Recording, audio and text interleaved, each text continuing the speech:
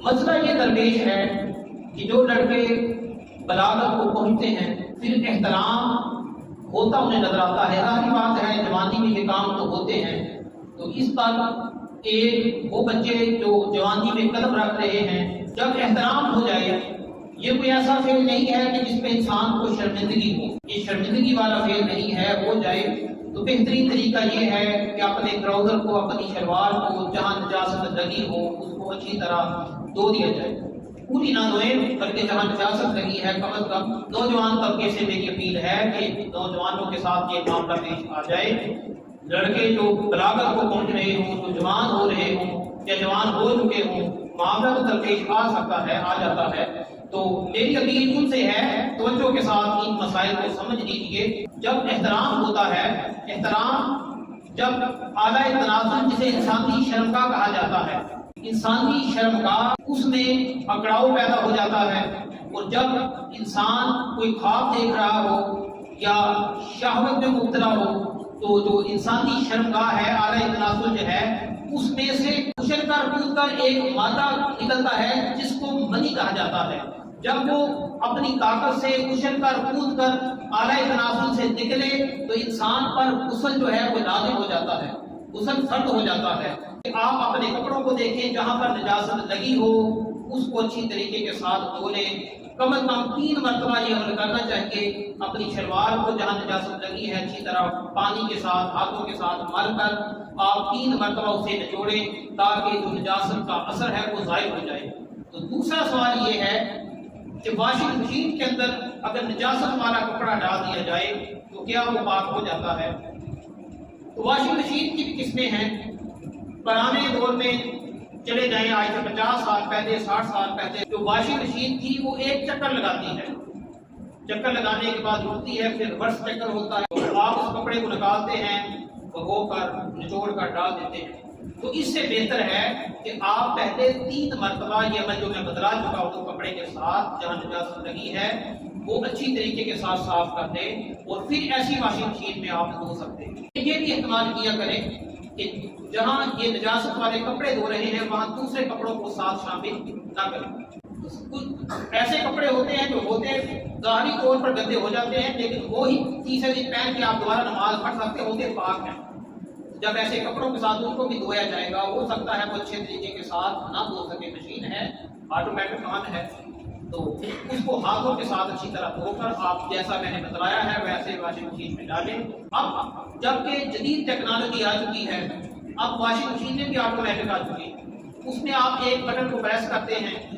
وہ اسی نجاست والے کپڑے کو دھو کر گندا پانی جو ہے اس کو ڈرین میں پھینک دیا جاتا ہے، آٹومیٹک مشین اس کو ڈرین کر دیتی ہے، اس پانی کو ویسٹ میں پھینک دیتی ہے، اس کے بعد تازہ پانی خود دیتی ہے، دوبارہ یہ عمل دہرایا جاتا ہے اور دوبارہ اسی طرح دھو کر وہ پانی کو ویسٹ کر دیتی ہے۔ تو 2-3 مرتبہ، کم از کم 3 مرتبہ یہ عمل ہو جائے تو اس کے بعد آپ اس کپڑے کو اچھے طریقے کے ساتھ نچوڑ کر، یا بعض ایسا بھی ہوتا ہے کہ آٹومیٹک جو مشینیں ہیں ان کے اندر ڈرائر لگے ہوتے ہیں تو ڈرائر کے ساتھ وہ سوکھ بھی جاتے ہیں، تو اگر ایسا طریقہ ہو جائے تو اس سے کپڑا پاک ہو جاتا ہے۔ 3 مرتبہ یہ مشین عمل کر رہی ہے، تو آج ہاتھوں کی جگہ مشینوں نے لے لی ہے۔ پہلے ہاتھوں کے ساتھ جو عمل کیے جا رہے تھے اب وہ مشینوں کے ساتھ عمل کیے جا رہے ہیں۔ بہتر یہ ہے، بہتر طریقہ یہی ہے، تقویٰ یہی ہے کہ جب کپڑے پر نجاست لگی ہو 3 مرتبہ اپنے ہاتھوں کے ساتھ، نوجوان جو طبقہ ہے وہ اس بات کو غور سے سمجھے کہ جب احتلام ہو جانے کی صورت میں اس کپڑے پر جو نجاست لگی ہے 3 مرتبہ نجاست والے حصے کو اچھی طرح دھو لیں، اور اس کے بعد آپ واشنگ مشین میں جیسے بھی دھوئیں گے پھر اس پر کوئی مسائل پیدا نہیں ہوں گے، کپڑا پاک ہے۔ تو جب آٹومیٹک مشینیں نہ ہوں تو پھر بھی مسائل پیدا ہو سکتے ہیں، پھر بھی مسائل پیدا ہو سکتے ہیں کہ آپ نے اس طریقے کے ساتھ ان کپڑوں کو پاک کر لیا ہے۔ تو اب یہ دوسری بات ذہن نشین کر لیں کہ یہ تو تھا کہ کپڑے کس طرح پاک ہوں گے۔ ایک سوال یہ بھی ہے کہ کپڑوں کو پاک کرنے کا طریقہ تو میں نے آپ کو بتلا دیا کہ جہاں نجاست لگی ہو اس جگہ کو اچھی طرح دھو لیں، 3 مرتبہ نچوڑ دیں، ہر دفعہ تازہ پانی دیں اچھی طرح نچوڑ کر، اور وہ نچوڑنا ہر بندے نے اپنی طاقت کے مطابق ہے۔ ایسا نہیں ہے کہ نچوڑنے والے جو جیسے پہلوان ہوتے ہیں ویسا دھو لگائیں گے وہ کپڑا ہی ضائع ہو جائے گا۔ ہر شخص نے اپنی طاقت کے مطابق کو نچوڑنا ہے، اسی بات پر فتویٰ ہے۔ کہ جب وہ اپنی طاقت کو چھوڑیں گے تو بعد میں کپڑے کو پانی کے اندر ڈپ کر کے گزار کر پانی اس کے اوپر پھینک کر وہ کپڑا پاک ہو جائے گا، صاف ہو جائے گا۔ احترام ہو جائے تو انسان پر غسل فرض ہو جاتا ہے، جسے لازم کہا جاتا ہے، واجب کہا جاتا ہے۔ یہ لفظ آپ لوگوں کے سمجھنے سمجھانے کے لیے ہے کہ فرض ہے، واجب ہے۔ آسان زبان میں جو بھی بچوں کے ساتھ احترام کا مسئلہ ہو جائے، سب سے پہلے غسل جو لازم ہو چکا ہے ان پر ان لوگوں نے وہ غسل کرنا ہے۔ تو اس کا طریقہ یہ ہے، سب سے پہلے آپ اپنے ہاتھوں کو اچھی طریقے کے ساتھ دھو لیں۔ حضور اکرم صلی اللہ علیہ وآلہ وسلم کا فرمان ذیشان بھی ہے، وہ بھی سماعت فرمائیں کہ جب سو کر اٹھو تو سب سے پہلے اپنے ہاتھوں کو دھو لو۔ جانے آپ کے ہاتھوں نے رات کہاں گزاری ہے آپ کو شعور نہیں ہے۔ تو یہی تعلیم ہے دین مصطفی کی کہ سب سے پہلے جب آپ اٹھیں تو اپنے ہاتھوں کو اچھے طریقے کے ساتھ دھو لیں۔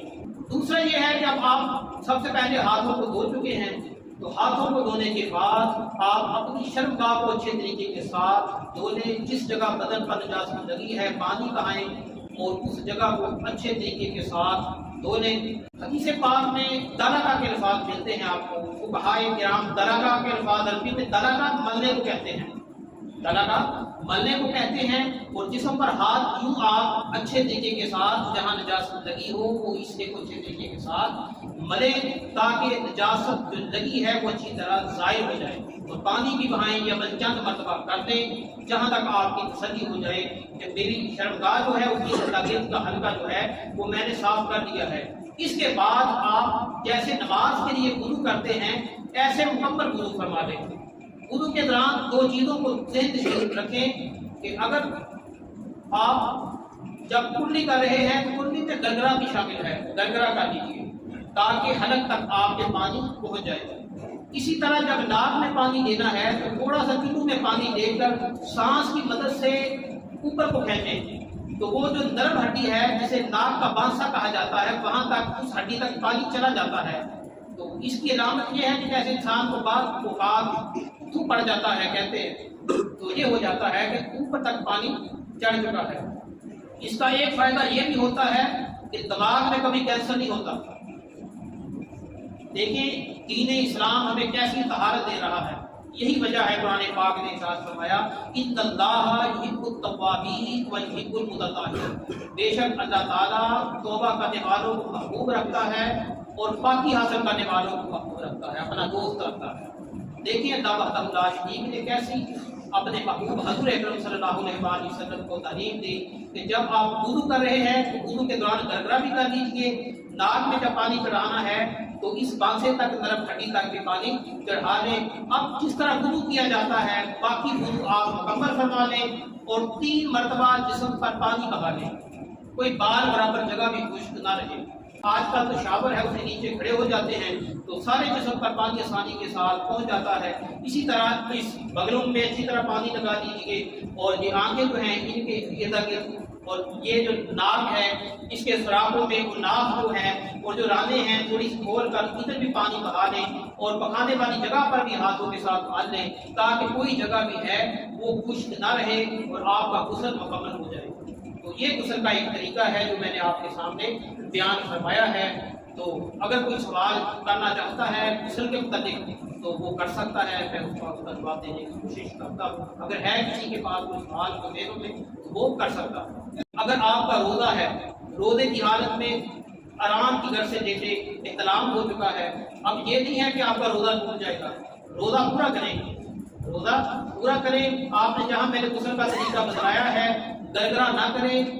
ہو سکتا ہے حلق کے نیچے پانی نہ چلا جائے، اسی طرح ناک کی نرم ہڈی تک پانی نہ چڑھائیں، ہو سکتا ہے اوپر تک چلا جائے۔ تو یہ 2 کاموں کے علاوہ اپنا غسل کر لیجیے۔ جب آپ افطاری کر چکے ہوں تو بعد میں گرگرا بھی کر لیجیے، ناک میں پانی بھی چڑھا لیجیے، پہلا غسل ہی آپ کو کفایت کرے گا۔ اللہ تعالیٰ سے دعا کرتا ہوں اللہ تعالیٰ ہمیں عمل کی توفیق نصیب فرمائے۔